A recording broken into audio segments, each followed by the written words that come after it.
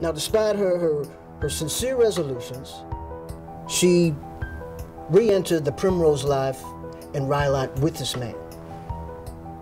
Skinner had been in Rhyolite for about 3 weeks before the tragedy took place down there. The night of the homicide, he was out with some other people. One of them was a prospector named Demings. That night, Thursday night, there was a group of us and we ended up walking around. It's Fred, me, Norma. We ended up going to a few saloons and then we ended up going to a restaurant at night.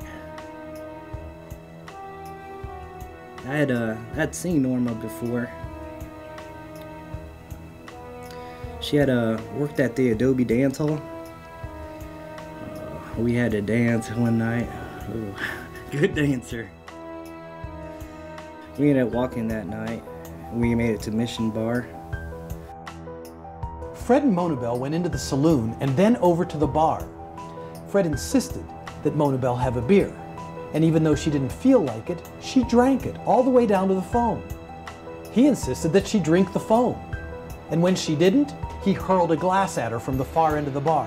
She put her hand up in defense, he threw another one at her. Then he went over and started beating her. She made a dash for the door. He grabbed her, threw her down on the ground, and from her knees, while she was begging for mercy, he started kicking her. Everyone looked on horrified. And then as quickly as it started, it stopped. She rose to her feet, kissed him goodnight, and then left for home. So she leaves, she goes home, he stays a while and drinks a bit, and then he walks home with his friend.